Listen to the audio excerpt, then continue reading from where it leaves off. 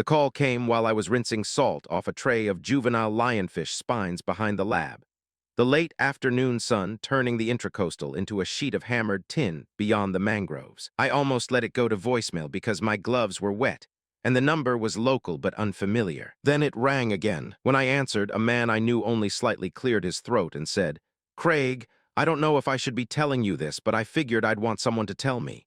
His name was Darren Polk. He repaired ice machines for half the restaurants in St. Augustine and attended our church often enough that we shook hands twice a month and called each other by first name like men who knew more about one another than we did. He said he'd been servicing a unit at the Seacrest Motor Lodge off North Ponce when he saw Barbara's white Lexus in the side lot behind the building. Not out front, not where someone would park if they were stopping in for 10 minutes, tucked behind the two-story wing where the outdoor corridors faced a drainage ditch and a patch of scrub grass no one bothered to mow. He said he noticed it because Barbara had one of those little pink vinyl decals on the rear window advertising her wellness business, and because it looked so out of place in a motel lot where paint peeled off the rails and cigarette burns dotted the concrete. "I figured maybe a flat tire or something," he said, "but then I saw her later leaving with a man in one of those shiny shirts. Not your type.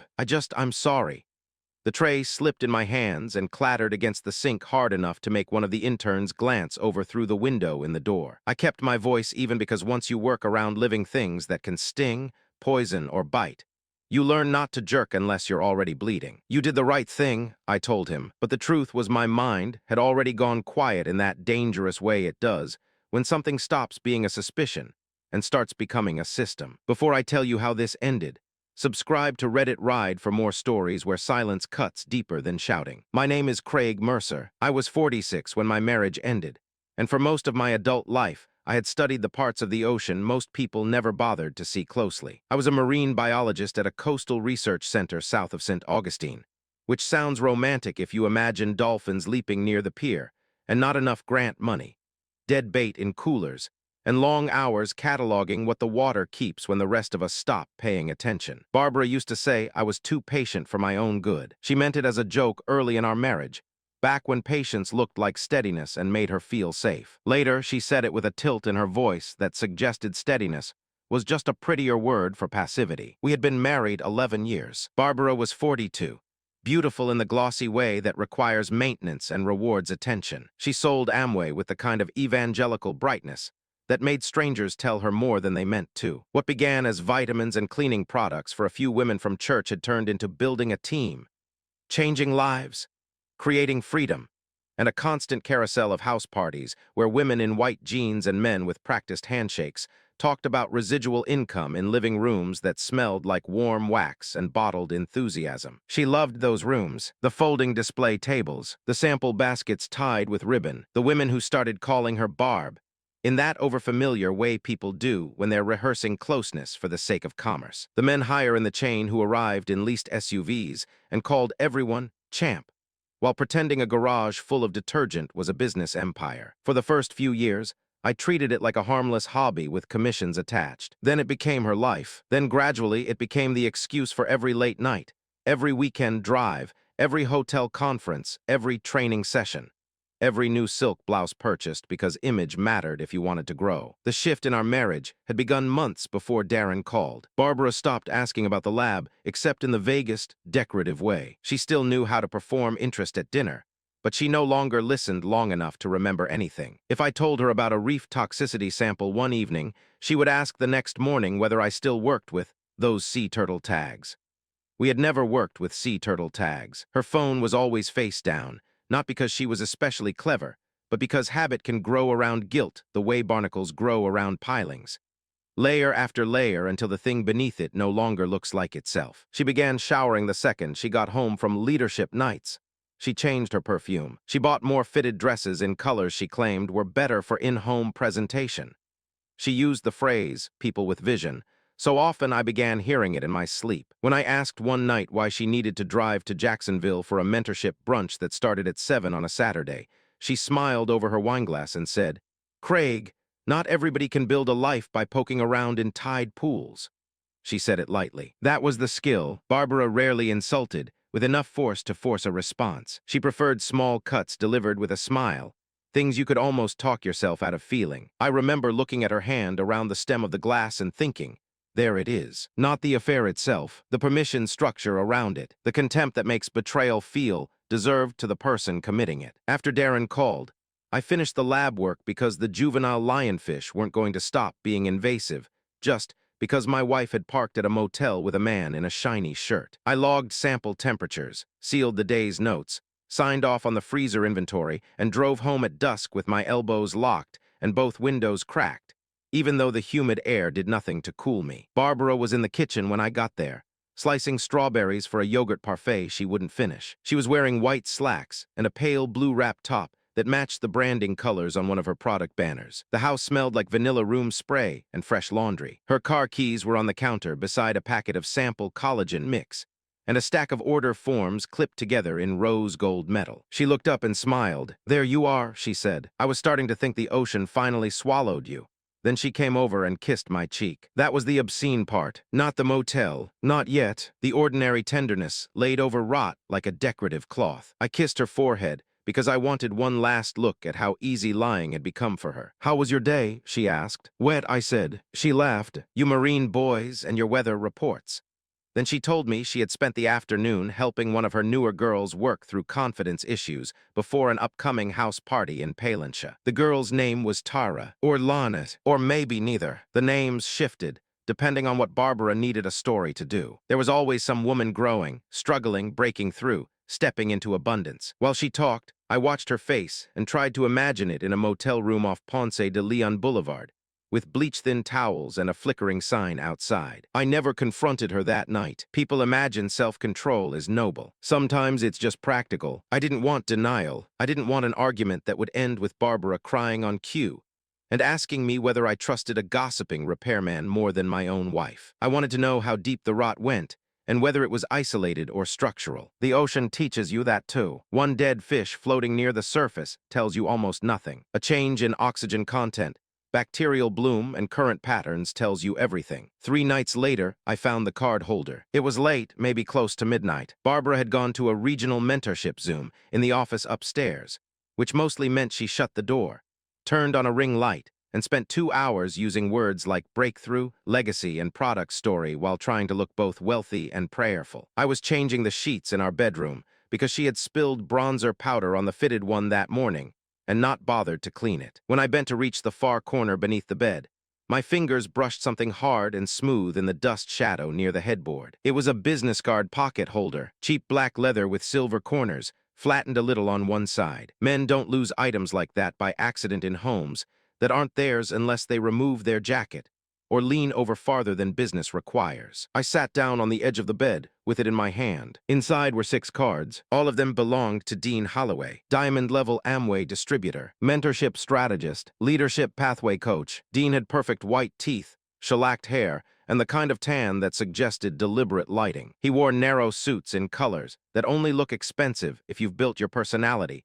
around persuading people that expensive means wise. He had been in my living room 5 or 6 times over the previous year for core team gatherings, usually speaking to the room as if he were halfway between a pastor and a hedge fund manager. Barbara admired him openly, not in front of me at first. That came later, after she had trained herself not to care how it sounded. "Dean understands leverage," she said once after a Saturday training. "He sees the big picture." Another time, when I declined an invitation to one of their quarterly leadership retreats at a hotel in Orlando, she rolled her eyes and said, "Of course you don't get it. Men who are happy being employees never do." I held the card holder and felt a strange chill along the back of my neck, not because this was the first clue, but because it was the first object that entered my marriage from another man's pocket and sat in my hand with the weight of fact. On one card, Dean had written a number, and the words "call after 11 if clear." I looked up at the ceiling. Barbara's voice drifted faintly through the vent, bright and encouraging. "You have to stop thinking small," she was saying to someone. "Your circle will only rise when you do." I slid the card holder into the bottom drawer of my desk downstairs, beneath old property tax folders and tied charts from a survey project 3 years earlier. Then I went back upstairs, finished changing the sheet, brushed my teeth, and got into bed before she came down. When Barbara slipped under the covers an hour later, warm from her bath and faintly smelling of expensive body lotion, She laid one hand on my chest. "You awake?" she whispered. "Yes, I'm really proud of what I'm building." There are moments when your life offers you a final easy lie to shelter inside. That was one of them. I could have said I was proud of her too. I could have drifted another month inside polite fiction. Instead, I said, "I know." She took that for support and kissed my shoulder. I stared at the dark until dawn. Over the next 2 weeks, I became a careful student of my own house. Barbara mistook silence for helplessness. That was her first major error. She got looser. Her schedule broadened into improbability. Leadership breakfasts became wine and vision nights. Drops to team members happened in neighborhoods nowhere near the homes she named. Her mileage climbed. There were small cash withdrawals from the checking account on evenings. She insisted.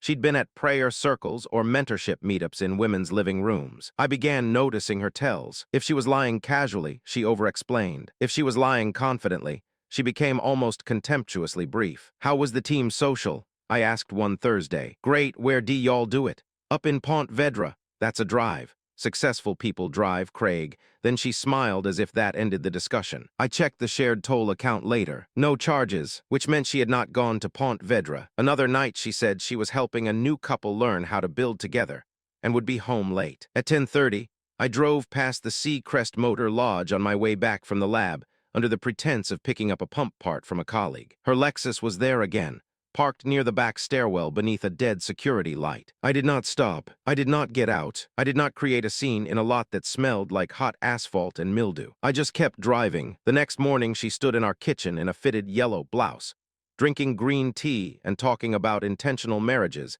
as if the phrase had not become satire in our house. I called a lawyer that afternoon from my office overlooking the marsh. Her name was Ellen Rusk, a divorce attorney in Jacksonville recommended by a widowed boat mechanic I knew from the marina, which is the kind of Florida referral chain nobody plans, but everyone ends up trusting. Ellen had the crisp, unsentimental voice of a woman who'd heard every version of It's Complicated and no longer found any of them persuasive. I met her the following Monday in a cold office with framed degrees and a bowl of peppermint candies no one touched. I laid everything out. Darren's sighting, the motel, the card holder, Dean Holloway, the late nights, money patterns, false locations, the new contempt in Barbara's voice. I expected Ellen to ask whether I wanted to save the marriage. She didn't. She asked, "Do you want the truth for emotional reasons, or do you want enough truth to proceed cleanly?" The distinction steadied me. "Enough truth to proceed cleanly," I said. She nodded once. "Good. People drown chasing every detail. You don't need the entire reef. You need the current." That was the moment I knew I'd found the right lawyer. We discussed accounts, the house, retirement contributions, timing, and the importance of not converting pain into stupidity. Barbara and I had no children, which simplified the legal structure and complicated the emotional one. There is no greater witness to a marriage than a child, but there is also no collateral damage like one. In our case, the house itself had become the witness. The polished counters, the bed frame, the guest bathroom mirror. The office upstairs where Barbara recorded little videos about freedom while cheating on a husband who paid most of the mortgage. Ellen advised documentation, patience, and precision. If you confront too soon, she'll delete, shift, rewrite, recruit sympathizers, and start managing narrative before you've even made a plan, she said. People like that are often better at public emotion than private honesty. That sounded so specifically like Barbara, it almost made me laugh. I went home and watched my wife set out branded water bottles and tiny bowls of mints for a strategy brunch she was hosting Saturday for her growing leaders. The dining table glowed under the pendant lights. Her sample kits were arranged in neat little arcs like altar offerings. She hummed while she worked. "Could you move the extra chairs from the garage?" she asked. I looked at the table where Dean Holloway would likely sit in 2 days and speak about legacy. "Sure," I said. That Saturday morning, I loaded folding chairs into the dining room and watched strangers come in through my front door, carrying pastries and manufactured ambition. Barbara wore a white eyelet dress and gold sandals. Dean arrived in a slim navy blazer without socks and hugged my wife with the easy certainty of a man who believed his access to other men's homes had been earned. "Craig, my man," he said, "you still saving the oceans?" He laughed at his own line. I shook his hand and said, "Trying." Up close, he smelled like bergamot and drier heat. The house filled with women nodding too hard, men standing too wide, and phrases that made my skin crawl. Asset mindset, couples vision, legacy pipeline, financial faithfulness. Barbara moved through them all shining with that bright, false tenderness she brought out when she wanted to seem both nurturing and unstoppable. At one point, I stood in the kitchen doorway, and watched Dean touch the small of her back while passing behind her. Not a brush, not an accident, a familiar claim disguised as movement. Barbara didn't flinch. That told me more than the motel. I spent the next month building the exit. Pain became clerical. That was the surprise. I copied account statements, documented large transfers, pulled retirement summaries, changed passwords on the things Ellen said I had every right to secure, photographed the card holder and the note, logged dates Barbara claimed to be at leadership events against toll records, gas receipts, and the stupid little geotagged selfies her team members posted without thinking. People involved in deception are often betrayed first by those who admire them. A woman named Sherry went live from Barbara's small group training one Thursday night. In the background, reflected in a dark patio door, I saw Dean by a hotel bar in Jacksonville Beach. Another team member posted a boomerang from a couple's mentorship dinner, showing Barbara's wrist, Dean's watch, 2 steak plates, and a folded room key sleeve near the candle. I didn't save every scrap because Ellen was right. You can ruin yourself chasing completeness. I saved enough. Barbara, meanwhile, became more openly dismissive. She started referring to my work as your little fish lab in front of people. She began telling married women at house parties that some men resist growth because they're threatened by women who evolve. Once, when I said I might have to travel to Gainesville for a grant meeting, she actually laughed. Imagine if your career ever took you somewhere with valet parking, she said. The cruelty wasn't even sharp anymore. It had become ambient, something she let seep from her because she no longer felt the need to disguise her disgust at my failure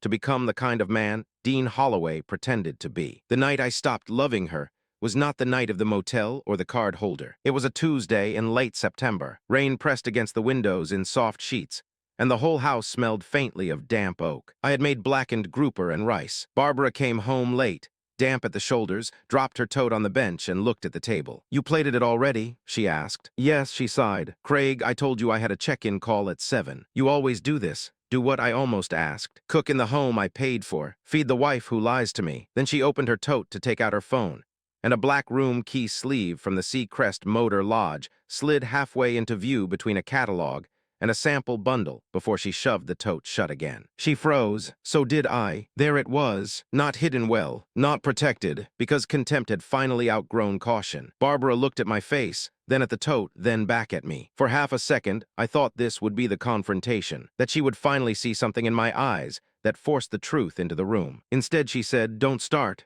That was all. Not an explanation, not a lie, not panic, just don't start, as if my seeing the motel key in her bag would be an inconvenience to her evening. Something in me went flat and cold then, like water when the tide goes slack. I served the fish. We ate in near silence. She scrolled twice during dinner. At 8:15, she went upstairs to wash her hair for the next day's business luncheon. I sat at the table long after my plate was empty and realized I was done. Not enraged, not shattered, done. The public confrontation took shape a week later when Barbara told me she and Dean were hosting a major fall recruitment house party at the home of a newer executive couple in Villano Beach. She called it their breakthrough event, the one that would move the whole organization to the next level.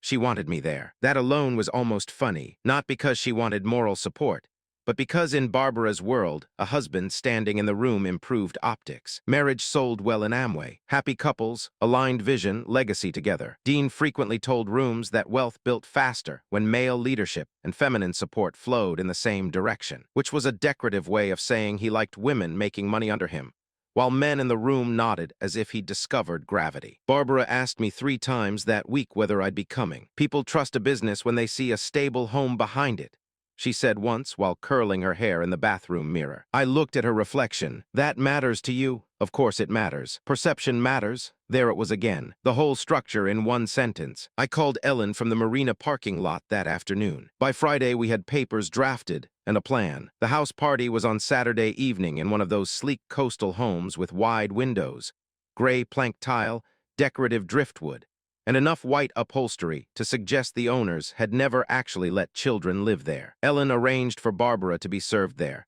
not with a theatrical interruption, not with a shouting match, but at a precise moment when she would understand that the image she was building had split open in the room she cared about most. I spent the day in a kind of astonishing calm. I cleaned my tackle box, changed the oil in the skiff, answered 2 work emails about a salinity study. At 4:30, I showered, shaved, and put on a blue sport coat Barbara liked because it made me look more expensive than I usually do. The pettiness of wearing it pleased me. She came downstairs in a fitted cream dress with gold hoops and heels too narrow for comfort. Her makeup was careful but not heavy, her hair smooth and bright over one shoulder. She looked like the polished wife of a successful man, which was exactly the costume she wanted. "You clean up nice," she said. "So do you." She smiled and picked up her leather tote, the same one that had carried motel key sleeves and order forms in alternating layers. The drive over the bridge was all pink sky and darkening water. Barbara spent most of it rehearsing the evening aloud. First welcome, then product testimony, then Dean's business vision segment, then a couple's story from one of the newer downline pairs, then a short invitation for private follow-up. She spoke in beats, like a director timing a play she had fully confused with reality. "Try to mingle," she said, "and please don't give the marine biology speech if someone asks what you do." I kept my eyes on the road. What should I give them instead? Something simpler. I laughed once through my nose. "I'll do my best." The house glowed from the street. Uplights on the palms, music drifting out when the front door opened. Inside, every horizontal surface seemed to hold candles, product displays, bowls of branded mints, or framed quotes about freedom and abundance. Women in bright blouses hugged each other too tightly. Men in loafers without socks stood near the bar laughing at business jokes no one would remember on Monday. Dean was in the main room beside a portable screen, showing slides of smiling couples in resort wear. He wore a gray suit that fit too close, and one of those open-collar shirts that make men look perpetually midway through selling someone a timeshare. He saw me and spread his hands. "Craig, there he is." The quiet force, he clapped my shoulder. Barbara came up beside him and laid a hand on his forearm as naturally as if she belonged there. "Isn't this amazing?" she asked me. I looked around at the curated light, the women with notebooks, the men with property appraiser smiles,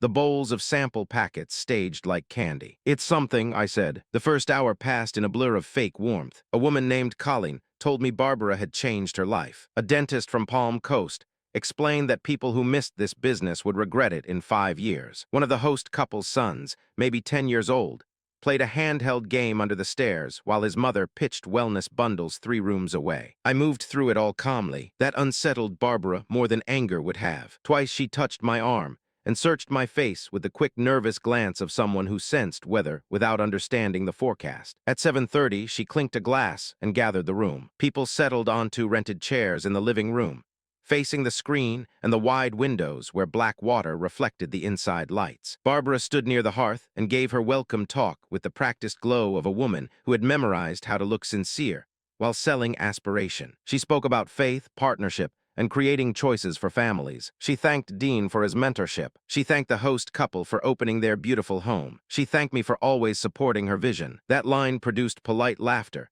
and a few women turned to smile at me as if I were a prop correctly positioned on stage. Then Barbara invited Dean up to share the bigger blueprint. He stepped forward, all easy charisma and teeth. Dean had just begun telling a story about a young couple who stopped playing small when the doorbell rang. Nobody thought much of it at first. More guests were still arriving. The host husband went to answer it. A moment later, a man in a dark suit entered the foyer holding a large document envelope and scanning the room with the detached politeness of someone whose profession required him to walk into other people's endings. He asked clearly enough to carry, "Barbara Mercer." Every live human nervous system in the room seemed to tighten at once. Barbara turned slowly. "Yes," the process server stepped forward, extended the envelope, and said, "You've been served." Silence has a sound when a room full of ambitious people stops breathing together. Barbara stared at the envelope without taking it. Dean looked from the man to me, and in that movement I watched him understand. Not emotionally, strategically, he understood exposure first. The server repeated, softer, "Ms. Mercer." Barbara took the envelope with 2 fingers as if it might stain her. Someone in the second row coughed. The projector hummed behind Dean's shoulder. On the screen, a smiling couple in matching golf shirts held a product basket under the word freedom. Barbara's eyes flicked to me at last. I stood up from the back half of the room. Not fast, not angrily, just with the calm of a man finally choosing not to carry something anymore. Her face had gone pale beneath the contour powder. "Craig," she said, barely above a whisper. I could have said many things. I had rehearsed none of them. In the end, only one line seemed worth the room. "You wanted a stable home behind the business," I said. "I thought you should know there isn't one." That was all. No rant, no motel names, no affair inventory, no scene. The words moved through the room and landed harder because I did not force them. Barbara's mouth parted, but nothing came out. Dean took one step back from her. It was small, almost instinctive, but it told the whole room who he was. Not mentor, not leader, survivor. A woman near the kitchen lowered her sample basket to the counter, as if suddenly embarrassed to be holding it. The host wife looked at Barbara, then at the envelope, then away, already recalculating future invitations. I picked up my keys from the entry table, where I'd set them beside a bowl of decorative shells. Barbara found her voice then. "Craig, don't do this here." I looked at her for a moment, at the polished hair, the gold hoops, the bright room she had arranged around herself like proof. "You already did," I said. Then I walked out. The night air outside was cool and salty off the water. Somewhere across the inlet, a boat horn sounded once, low and lonely. I stood by my truck long enough to feel my hands stop shaking. Barbara called before I'd even reached the bridge. Then again, then Dean. I turned the phone face down on the passenger seat and drove home under a sky with no moon. Barbara came back after midnight. I heard her heels on the porch, then the front door opening too hard. She found me in the den, still dressed, sitting in the dark except for the lamp near the bookshelf. The house smelled faintly of cedar and rain-damp air. "What the hell is wrong with you?" she snapped before the door had fully swung shut. There it was. Not grief, not shame, outrage at damage to image. I looked at her and felt almost nothing recognizable as marital emotion. "You were served divorce papers," I said. "I'd start there." She threw the envelope onto the coffee table. "You humiliated me." I leaned back in the chair. "That would imply you had no part in it." Her breathing sharpened. She took 2 steps into the room. "You don't understand what you've done. Dean is getting calls already. People are confused. They think I know what they think." She stopped. "This was between us." "No," I said quietly. "The motel was between you and Dean. The lying was between you and Dean. The business card holder under our bed was between you and Dean. You turned our marriage into a staging area for your side life. Once you did that, it stopped being private." The words landed harder than I expected, not because they were clever, but because Barbara realized at that moment that I knew more than she had imagined. Her face shifted. She sat down slowly on the opposite end of the sofa, one hand to her forehead. "It wasn't what you think." That sentence might be the national anthem of exposed adulterers. "Then tell me what it was." She looked up with tears beginning. She was good at tears, controlled enough to be credible, never enough to redden the nose or ruin mascara unless necessary. "We were under pressure," she said. "I was lonely. You were always gone emotionally." Dean listened. It got blurred. Blurred, she flinched. I nodded toward the envelope. "Ellen's office will handle logistics. I'm not doing theater tonight." She stared at me. "You're really leaving me over this?" The phrasing almost impressed me, as if this were a reaction disproportionate to a minor household conflict. "Over this, not after months of deceit.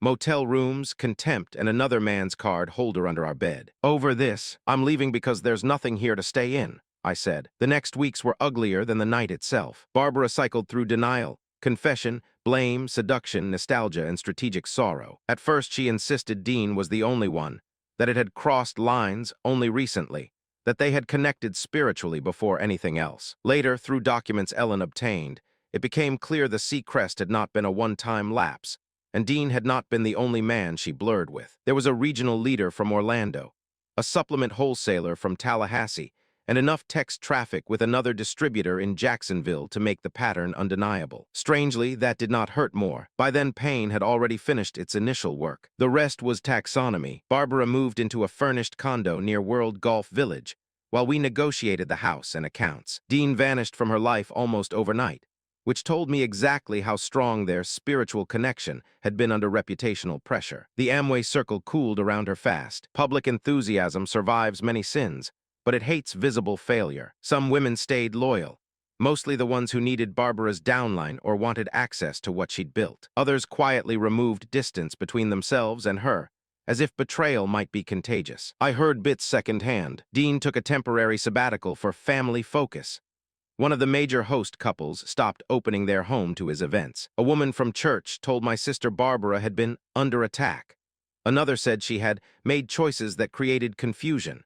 Florida can wrap even obvious scandal in soft language if enough monogrammed napkins are involved. I kept working. That saved me. Fish larvae still needed counting. Water still needed testing. Grant deadlines still came whether or not your wife had dismantled herself in a beach house full of potential recruits. I spent more time on the water, which felt medicinal in ways therapy language never quite does. Marsh light at 7 in the morning, pelicans dropping like folded knives, the smell of salt, engine oil, and wet rope. There is no MLM speech, no motel room, No collapse of domestic trust that matters much to a redfish breaking the surface at dawn. Ellen finalized the divorce in 9 months. The house sold the following spring. I downsized to a smaller place near Anastasia State Park with a screened porch, a decent workbench in the garage, and enough room for books, rods, and quiet. The first night there, I sat on a folding chair eating Cuban takeout from the carton, while evening rain moved through the palmettos and felt, for the first time in more than a year,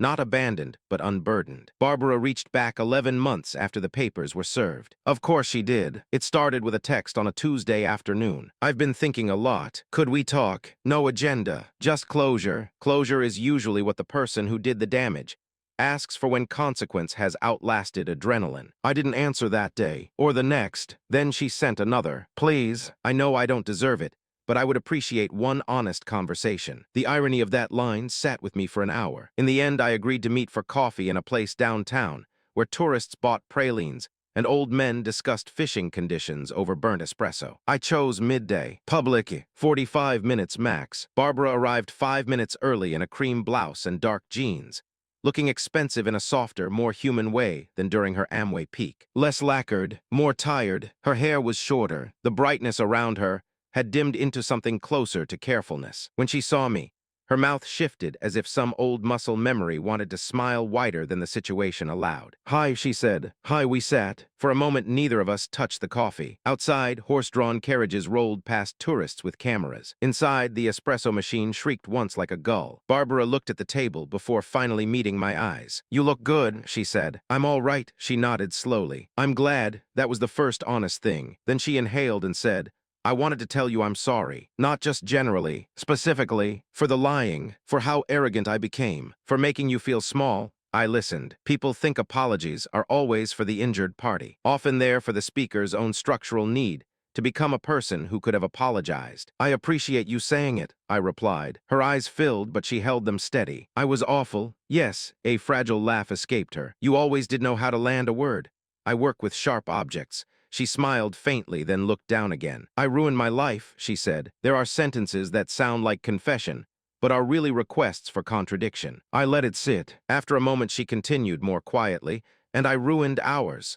That one, at least, I believed she meant. Rain began outside, soft on the awning and brick. She wrapped both hands around the coffee cup. I kept thinking after enough time had passed, maybe we could become not what we were. I know that's gone, but maybe something kind, something that doesn't feel like I erased every good year.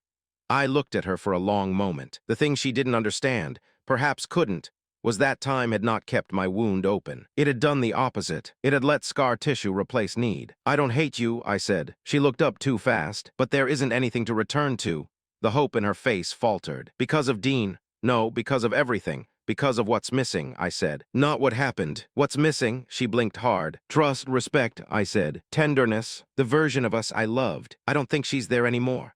Barbara absorbed that with a stillness I had never seen in her during our marriage. No sales smile, no quick pivot, no spiritual phrasing, just a woman sitting in the remains of a self she had once been too busy performing to protect. I did love you, she said at last. I believed she believed that. I also believed love can rot when fed enough vanity. At one point, I said gently. She nodded and looked out at the rain. We sat a little longer, not as husband and wife, not even as enemies, just as two people who had once built a life in the same rooms and were now separated by more than legal documents could measure. When I stood to leave, she asked, "Are you happy?" I thought about the porch at the new house, the sound of the marsh at night, the way I slept now, without checking for phones lighting up in the dark, the dinners I cooked for myself without resentment, the slow return of reading for pleasure, the fact that my body no longer tensed at the sight of a motel sign. Yes, I said. She swallowed. I'm glad. That too, I think she meant. Afterward, I walked down toward the seawall with my hands in my pockets, while the rain thinned to mist. The air smelled like wet coquina stone and river salt. Tourists huddled under umbrellas. A gull stood on one piling with the composure of a priest. I felt no triumph. That surprised me less than it would have earlier in the story of my life. By then I understood that triumph keeps you tethered to the thing you overcame. I didn't want Barbara diminished. I wanted her gone from the interior structure of my days. And she was. That was the real ending. Not the motel sighting. Not the card holder under the bed. Not even the moment a process server handed her an envelope in a bright beach house,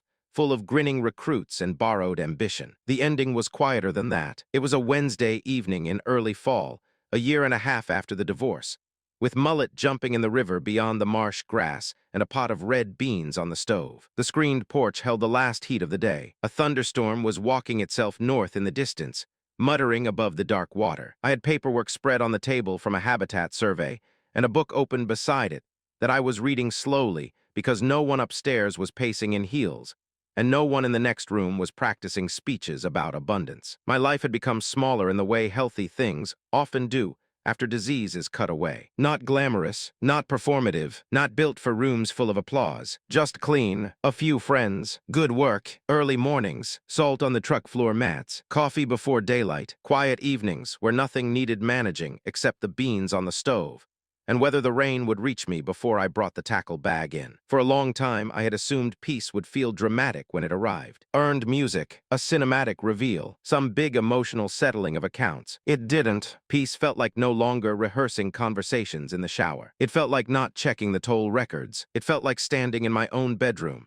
and knowing every object there belonged to the life actually being lived. It felt like my house, no longer containing another man's pocket leather hidden in its dust. I found a business card pocket holder under my bed, and it belonged to her Amway distributor. For a while, I thought that would be the image that lasted forever. Black leather in my hand, Dean Holloway's name embossed in cheap silver letters. That note on the card, call after 11 if clear. But that wasn't the image that stayed. The one that stayed was simpler. Rain ticking against the porch screen, a pot simmering quietly in the kitchen, survey notes spread under warm light, my own breathing steady in the room. No slogans, no hustle, no bright false grins stitched over decay, no woman teaching strangers about alignment while misaligning every sacred thing in private. Just stillness, and once stillness stops feeling empty and starts feeling like yours, you no longer need anything from the people who taught you its value by ruining the noise that came before it.